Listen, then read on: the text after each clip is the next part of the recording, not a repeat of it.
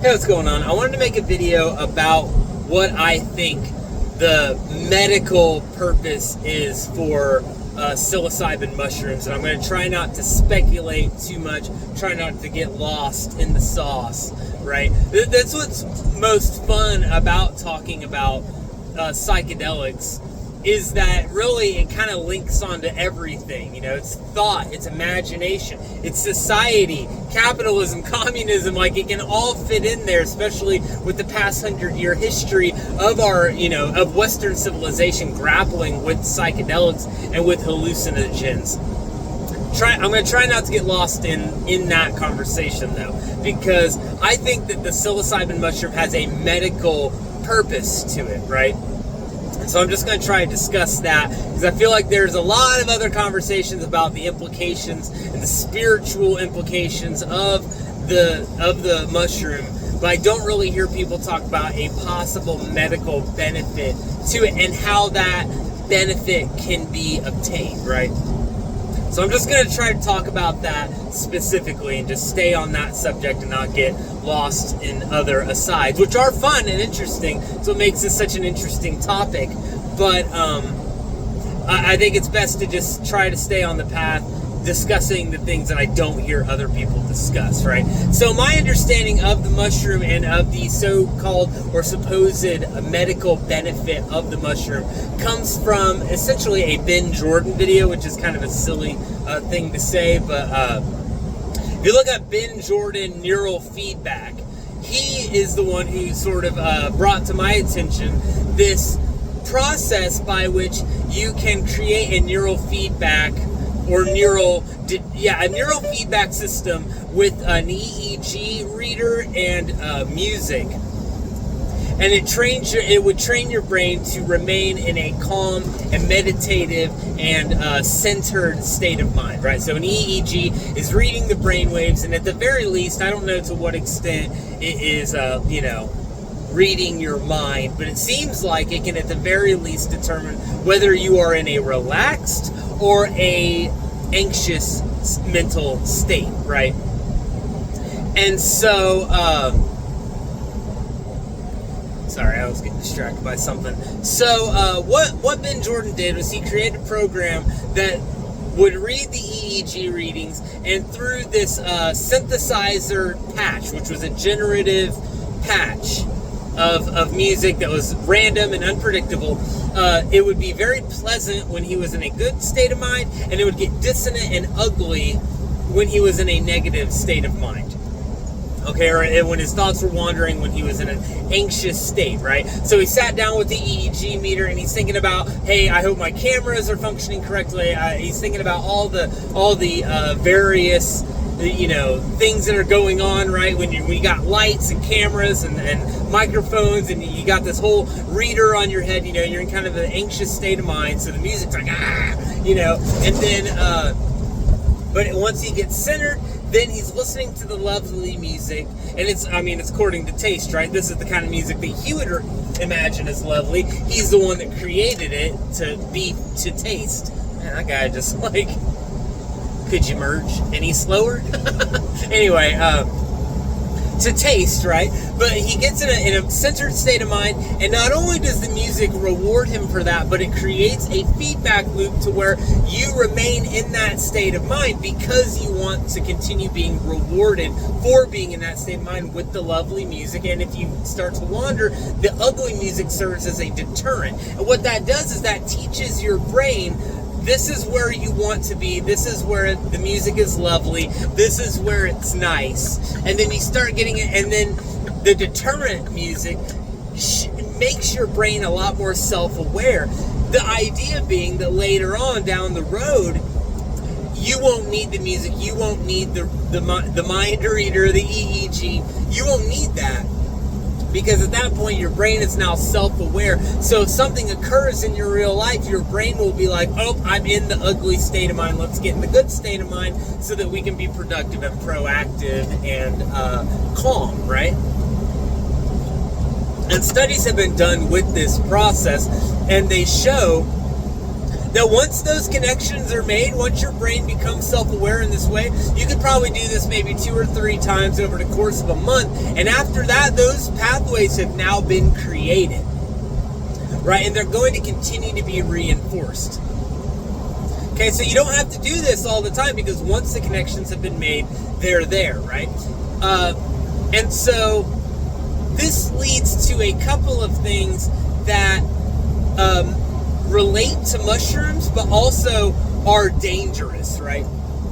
Let's say you went somewhere and you actually didn't like the calming music. You actually liked the music that's supposed to be a deterrent. So now your brain's going in that scattered, anxious state of mind, and it's being rewarded for that. You know, that would be one possible negative of that. You know, Ben Jordan was able to do this because he knows how to use computers, and he was able to curate the music in a way that would make it to where he himself would be rewarded for staying in the calm state of mind, because it was the kind of music that he enjoyed and he would want to stay within, right? Whereas, you know, if you put it in somebody else's hands, and it's up for, you know, it's up in the air as to whether or not that's going to work. And also, who's to say that the actual machinery that you're using is going to be reading your mindset correctly? What if you're a different person? What if it's different for everybody, and like your brain reads a certain way, right? There's all these factors involved that might make this a very bad thing for you, right? Because through participating in this process of the neural feedback loop generation, what have you, the reward and deterrent feedback loop situation based on your brainwaves, you are putting a lot of things in the hands of other people, of machines, and it may not work for you, and you're putting yourself, this is what I was going to say, you're putting yourself in kind of a vulnerable position, right? You're putting yourself in a very, like, mentally vulnerable state, right? Where you're letting music dictate your mind, and you're following that music to get to a certain area in your mind. You're essentially doing brain surgery on yourself, right? And this is kind of the thing that I want to relate to the mushroom and the use of it, right? Is imagining your brain as like a spider web of connections, and doing the neural feedback being a thing that's altering that spider web. Like, that has real life implications for your life that may take a great deal of effort to undo if you mess it up, right? You're putting yourself in this vulnerable position, and if it goes wrong, you could have a lot of problems ahead, right? Because of doing that, right? And so you could have these benefits, or you could suffer as a result, right? But the point I want to make is that you are altering that spider web of connections, and you are doing that, okay? And I feel like, I'm not going to get off in left field too much, but I feel like, you know, when we talk about like the spiritual applications or the mental health applications of the mushroom, then I feel like really what we're talking about is the altering of the spider web, which feels spiritual. It feels like the entire world, our entire world is being altered, and it is, because that's almost like our entire connection to the world, right? So I'm not going to get into a whole thing about like materialism versus spirituality, but I feel like there is almost like a materialistic perspective that could be supported by what I'm saying, right? Anyway, my suspicion is that the mushroom is what I just described, but it is a plant that does that in like the brain itself. Right? It puts your brain in a vulnerable position, because it's been proven that when you take the mushroom, it inspires neural growth. It inspires the growth of connections within the brain. It increases neuroplasticity, right? And that doesn't, but here's the thing. When we say it grows neural connections, what does that mean? Is that a good thing, or is that a bad thing? Well, I think it relates to what I was just talking about with the way that the EEG is reading and causing the computer to create the music. Like, what if it's on a delay where you're in the good mindset, but it's making the ugly music and you're getting confused, right? It could go wrong, right? So if you're taking a drug that is making it to where the spider web is being altered and it is growing, right? Who's to say that's a good thing? You know, it's one of those things where it's like, it is what you would have to do it correctly, right? And there hasn't been a whole lot of study done on how these connections and how the mental is grown and altered correctly, right? But here is my suggestion, right? Here's what I think this is. I think that the neural feedback is the purpose of the closed eye hallucinations, the closed eye imaginations, as I would call them, right? Because I feel like you'd have to take a lot of mushrooms to get like open eye hallucinations where things are coming at you or something. I think there's other drugs that would do that, you know. Mushrooms are much better taken when you're in silent darkness with your eyes closed and you're just witnessing what is being displayed before you, right? Because this is something that will happen, is if you're in silent darkness and you put your full attention on the closed eye imaginations, the mushroom is going to inspire within your visual cortex, because that's the thing. That's the thing is through the brain scans of people that are on this, it stimulates the visual creation cortex or whatever, right? So you are seeing things, is what I'm trying to say. And I think that what you are seeing and witnessing or listening to, because there will be music as well, that there will be sounds, right?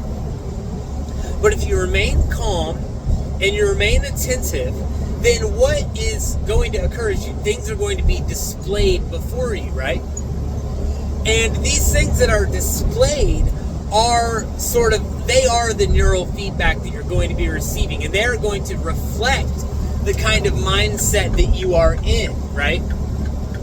And so if you're getting lovely, pleasant mandalas and artwork and landscapes, right? That's going to be a sign that you are in a good state of mind, and that's going to continue to reward you for remaining in that state of mind, right? And so those images and those visions can serve as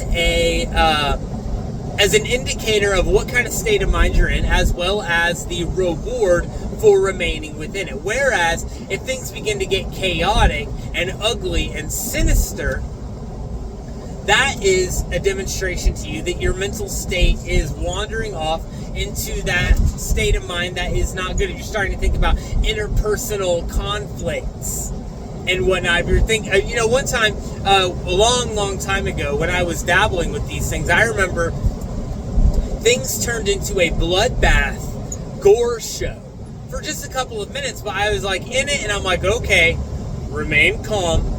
Let's get out of this, because this is not the realm I want to be in, right? I moved it back towards lovely imagery, and I achieved that, right? And so that's what I think the medical application of the mushroom is a neural feedback loop system that is there in place while your brain is being stimulated to grow. And these images and the stimulation that you get from it is the either reward or deterrent, depending on what state of mind you're in, right? And this is also dangerous, right? Because what if you're the kind of person that if you got into an ugly, gory, nasty, anxious mess, you weren't so fascinated by that you followed it in, and you followed it into that state of mind. Who's to say that might not be what you program your brain into, right? And who's to say that would even be a bad thing? Maybe that would be beneficial to you. Maybe that's what you need, That's what's so interesting about this is like the imagery. I don't know. That's the thing, and nobody really knows what we're dealing with here. It's like you're stepping out. You're not working with a net. There is no working with a net when you take a drug that's going to cause brain growth. you're out in no man's land now, so it's very dangerous. But, everything that is worth anything comes with a risk, right? And so I think that it's kind of it's a double-edged sword, right? You could completely destroy your brain, or you could you could be basically doing masterful expert brain surgery on your mental health and walk away from it borderline superhuman. Now here's the thing, the neural growth of the mushroom trip lasts after the trip is over. So it's not like you can take it, have your 6 hours with it, and then just go back. Like, you need to be prepared to continue to basically, as it would be referred to, take the lessons of the trip into real life and continue trying to work on keeping that mental state that is beneficial, and seeing what things drag you out, and admonish yourself for going into those mindsets, and get even after a month, it's like it's still growing. Like, after a month, the growth can be seen, right? So it's not just something that you take it in 6 hours sitting with it, the process is done. Because real life is going to invade, and you are going to be required to continue on that path if you want those mental benefits to continue or not be thwarted, right? So it's a dangerous thing. It's a dangerous thing, because if you're in a really chaotic, ugly life situation that's going to throw you off your mark, then you have the potential to, while being in a vulnerable mental state where your pathways are being grown, and your brain's basically asking, where do I go, boss? What do I do? What should we do next? What should be grown next? And you throw it some nonsense, some really anxious nonsense, it might just take that and run with it, right? Because of that, I wouldn't necessarily recommend this. I wouldn't recommend this process to anybody, because I've done it in the past, right? I've done it in the past, and I don't feel like I really actually got any benefits from it. In fact, I feel like it kind of drove me a little bit crazy. And I guess maybe I'll discuss that for a moment, right? Because I feel like I've discussed the medical applications of this. I've laid out my case, right? So that could be studied later on, maybe by somebody if they felt so inclined. But I think that one of the least useful bits of advice I ever got, or maybe the least beneficial thing I could have been doing in preparation for taking mushrooms, was taking the thoughts of Terence McKenna really seriously. Now, I believe that he was right about the shrooms in silent darkness, because that's what I just explained, right? I felt like that was the process by which you do this brain surgery on yourself, right? Now, maybe I'm wrong about this. That's what's so interesting about this. So let me also say, maybe that is completely wrong, and maybe the best way to do this is sitting outside in a lovely pastoral environment, or maybe even taking them and going for a walk, because here's the thing, going outside and going for a walk and looking at nature is something that can do what the mushroom does. It does that naturally, right? So you could make going camping or going for a walk, going on a hike, making that part of your life and making that part of your regular routine, and you're honestly going to reprogram your brain in a very positive manner, right? So that's where the mushroom kind of could be viewed as a medicine, right? It can be viewed as a medicine for somebody that does not have maybe access to nature in a regular enough way to where that would be possible for them. Right? I think about the fact that mushrooms are legal in China. Right, well, and I don't mean to speak any ill of China, but it sounds to me like they're very hard workers. Like they work a lot in a sort of factory environment, in an industrial environment, right? And so it kind of makes sense that the mushroom would be legal for them, because maybe going out into nature and taking a walk isn't really that, like, attainable for them all the time, right? Because, you know, if you live in the middle of Hong Kong, and that's your life is Hong Kong, maybe going out into nature isn't really a possibility. Maybe you're just, you know, working your, 16-hour days, you know. I feel like maybe I, as an American, have a really, like, unnecessarily negative view of the Chinese life. So I don't mean to be like, ethnically insensitive, right? But I just imagine this sort of like intense life. Hell, you know, who am I to talk, though? I spend my entire week out in the truck driving down the interstate system, you know. I mean, at least I get to see things, you know, like trees and whatnot, but sometimes I wonder to what extent not feeling the air and like actually being in the silence, because like my life is so loud and noisy, like it's constantly just like truck noise. Anyway, the point is that the mushroom might serve as a medicine for those who don't have the opportunity to go for a walk regularly out in nature where it's lovely and they can continue having that experience, right? Where you look out in nature and you see, just looking at something really far away in nature, I feel like is beneficial to the brain. I feel like that's a big thing. Or looking at the novelty of the tree leaves and the branches and seeing the shapes and the patterns that aren't actually shapes and patterns. They're just, but your brain is creating them.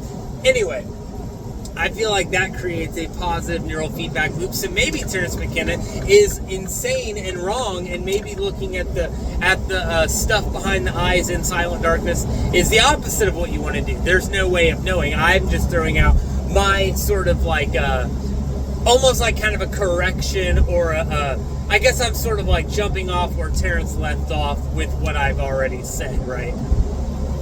But what I'm trying to get at here, what I'm trying to correct about the Terence McKenna stuff, is that I think that one of the dangerous things that you can do on this is try to come up with something interesting and drag that thought or image back into reality with you.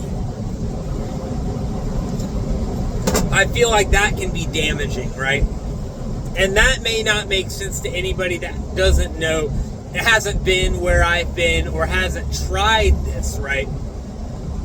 But I feel like when you're sitting on the mushroom, there has to be a sort of surrender. There has to be a sort of letting it go, right?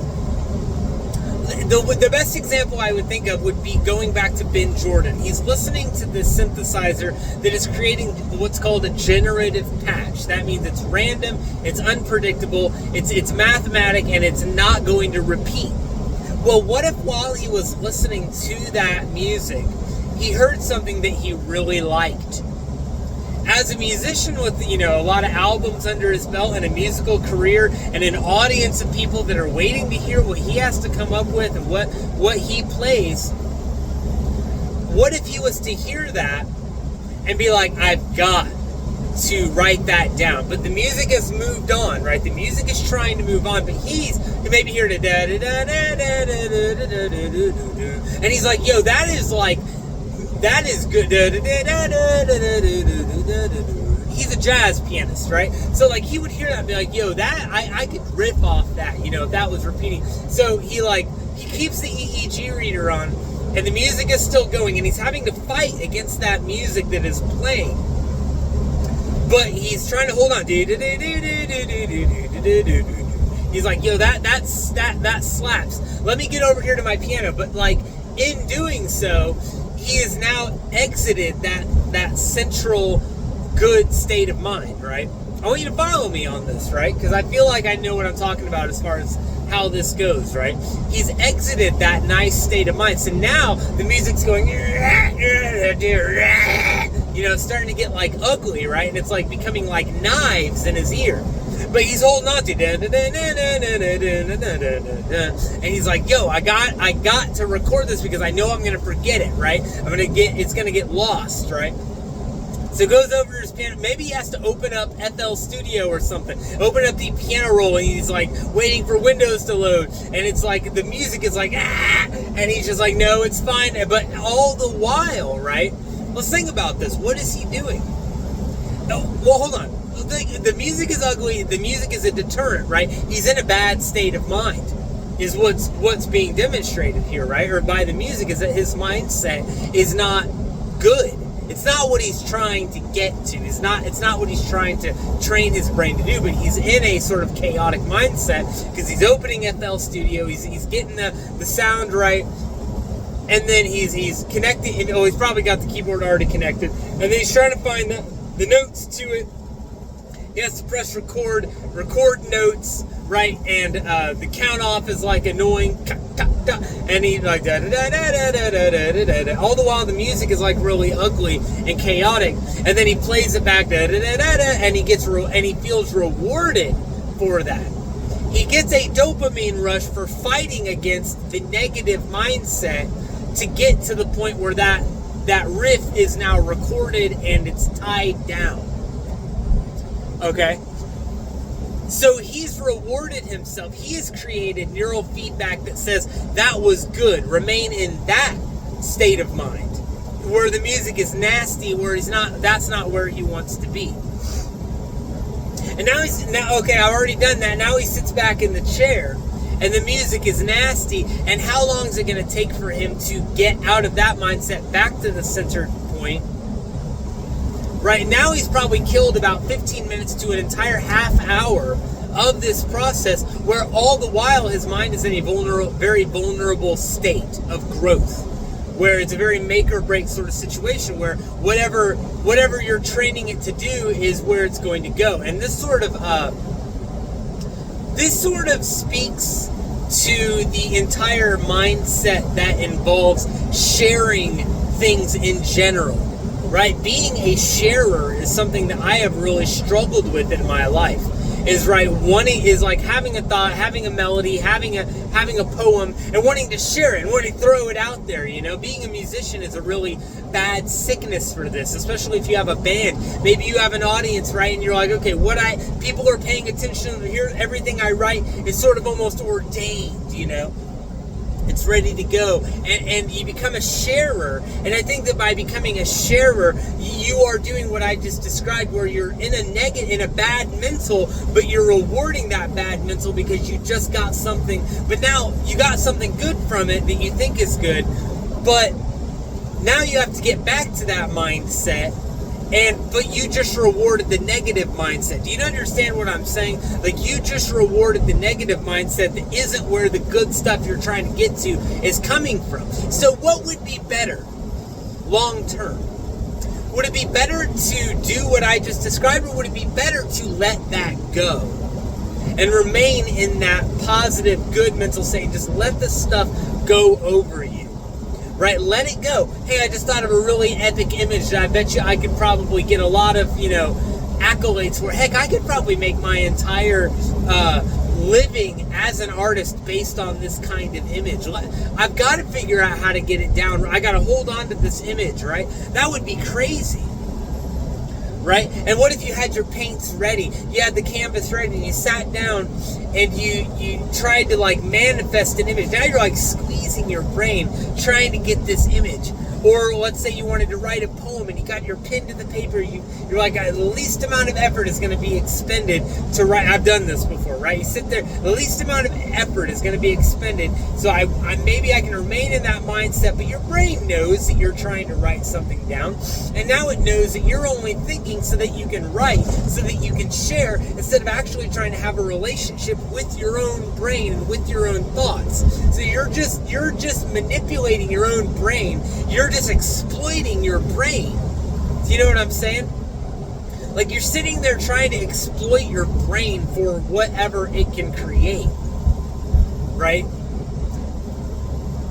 And it reminds me of, there's a short story or a poem or something, I don't remember who wrote it. So people ask me where I get all my ideas, and the truth is I have a little man under my stairs that writes all my things for me, right? It's like, that's how you are imagining your brain, is this little man that you keep under the stairs.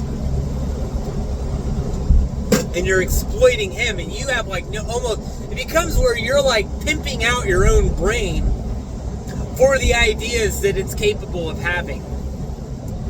Okay, does that make sense? And do you understand like how that would be negative? You might be like, Jason, where are you even coming up from this? This is what I feel like is the essentially the takeaway that one would walk away from a lot of what Terence McKenna had to say about the purpose of the mushroom. Okay, that's all I'm trying to get at, is like, I feel like that is what Terence McKenna teaches you to do, and I feel like and you might be, here's the thing, you might be able to come up with some interesting stuff. If that's your goal, then you probably will get results, but I think that you will drive yourself insane doing that. And here, listen, here's the thing, great art often comes from insane people. You know? So, and I mean, you know what I mean? Like, I drove myself insane in my early 20s, late teens, early 20s, basically because I sort of valued insanity, because I felt like insanity was the pathway to creative ideas. And maybe they are. Who's to say that what I was doing was wrong? I feel like I came up with quite a bit of good stuff back in that period of life. But you know what else I did? I also like basically shook my entire life apart to where I couldn't even really function in this world. Not that I was like completely like maladapted to where like I was like in a corner drooling on myself, but like you really got to be on your A game to function in this society. You know, like being out on the roadways. You know, I lost my license twice. That held me back a great deal. I would be a lot further at the age 33 economically if I had not lost my license back then. Now, granted, I feel like it would have set up a house of cards to where I probably would have been more emboldened to drink and drive. Now, I wasn't like a blackout drinking driver, but I played too much, you know what I mean? And it's like maybe down the road I would have had more to lose, so maybe it's a good thing that I lost it when I did, to make sure I would never do that again. You know, to really actually be rehabilitated as the legal system would intend me to be, right?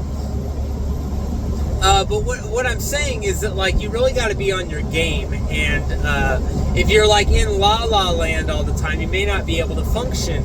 And at the time, I would have said, well, you know, this is real, and this is a really dangerous mindset to be in. Well, I'm taking the mushrooms so that I can see reality for what it is, and it's like that's such a dangerous thing. And I think that's something that a lot of these drug heads, these like psychedelic gurus will say. It's like, well, we take these so that we can see reality for what it is, and we try to drag that psychedelia into real life because that's real reality. And what we live in is the matrix, right? And it's like, you know, there may be some benefit to like art and music that comes from these things, but at the same time, reality that we live in, non-drug fueled reality that we live in, is like, it's a matter of life and death.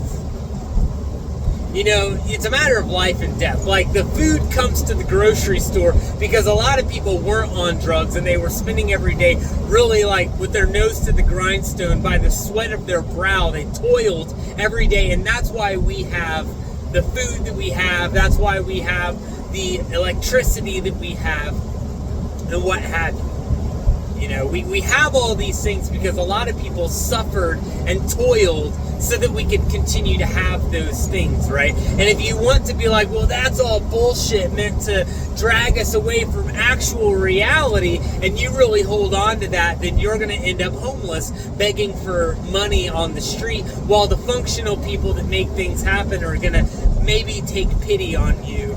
You know what I'm saying? Being somebody, I mean, like me, that has a functional life, where I have a home, I have a vehicle, and what have you, like, I have these things, and I live a relatively comfortable life that is based upon my toil, right? I trade my toil in for a relatively peaceful and functional existence, even among all the chaos. You know, that's a kind of peace that, like, you're not going to get if you're completely whacked out all the time and you think you're peering into reality. when in all sincere reality, that which you're seeing on the drugs may or may not be little other than keys dangled in front of your face to get you to continue sitting still. That's one thing that Terence McKenna did say, and he implied that maybe what we're seeing on the drugs is really just there to entertain us so that we will just shut up and sit still. Right? Because, I mean, how many of these, like, Eastern mystical religions, the entire point of them is to be calm, sit still, maybe stretch every now and again, right? Be a little more self-aware, right? But maybe the medicine of the drug is to get you to just be like, hey, you can do this. You can sit there and be calm and stay still and just chill, instead of being completely blown out on screens and on music and just everything that we have just overstimulating us all of the time. Maybe this would, maybe it's all just, you know, to get you to sit down and shut up for a while. But, you know, I don't know. I don't know. Nobody knows. But I feel like I have thought enough about this that maybe what I'm doing with this thought that I'm having and that I'm sharing is not necessarily like me just like squeezing my brain, be like, here's a good idea. I think a lot of people are going to like this and respect me because I shared this idea. I think I'm going to build a career off of this video I made. I think I'm going to be able to, you know, people are going to come to me for answers now because I shared this idea. You know, that's a very, I think I'm basically starting a renaissance and a revolution by what I'm sharing, right? Like that, obviously, I'm not taking that mindset. I just would like to help people with this channel, and I feel like, at the very least, what I have just said is helpful to anybody that may be online researching this and trying to figure out what's all this about. You know, maybe view it from a fully practical and physiological perspective.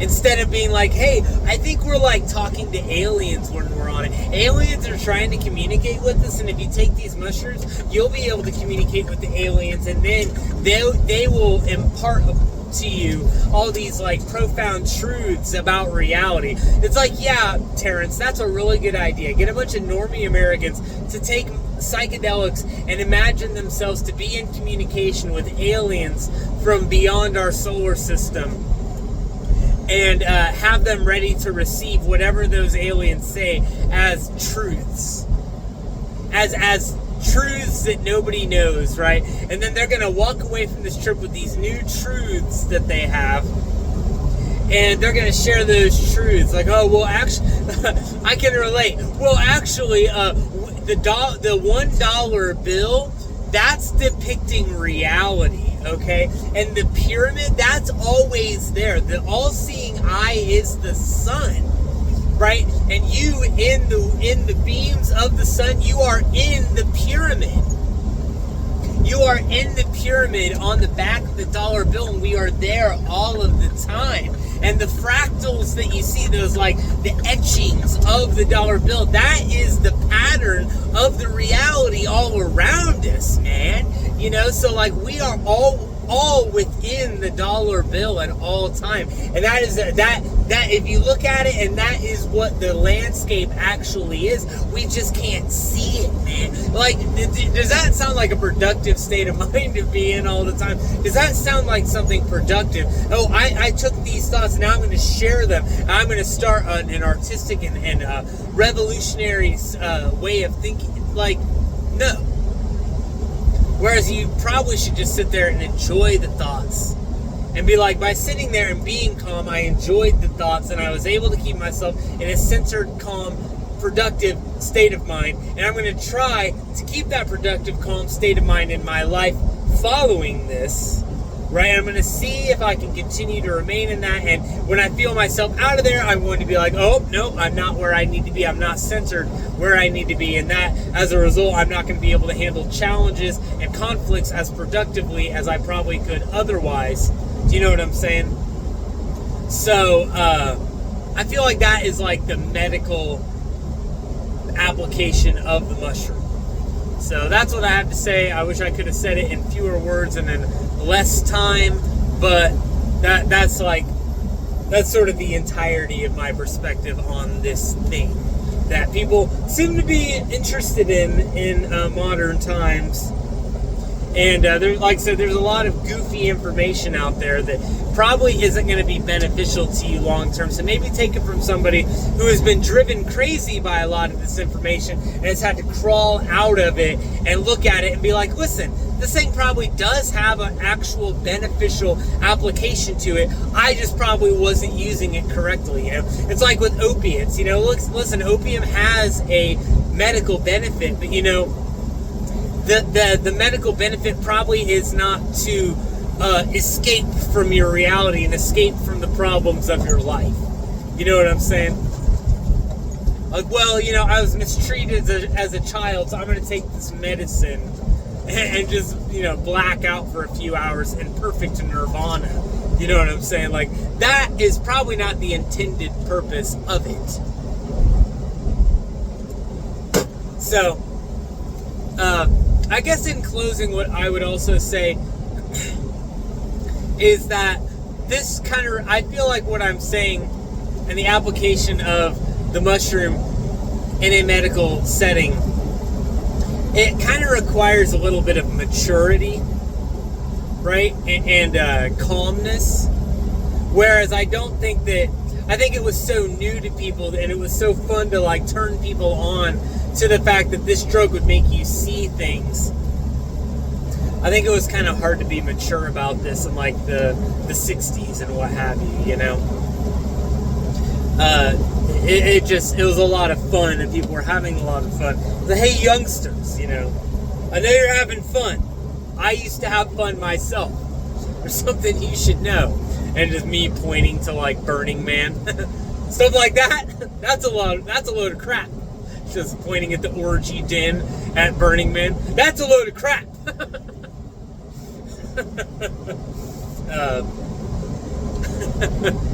That's sort of the perspective I'm taking. So anyway, take with that what you will. I don't think there's a correct answer, but I think there is a well thought out. There are well thought out ideas of it, and I feel like what I've just presented is, at the very least, a well thought out idea. Whether or not it's right or wrong is a judgment call that I can't make, but it's one that I think might be true. So that's all I can say. I'm at least being honest about what I think, right? So anyway, take that for what you will, or take it with a grain of salt, and hey, have a good one. Bye.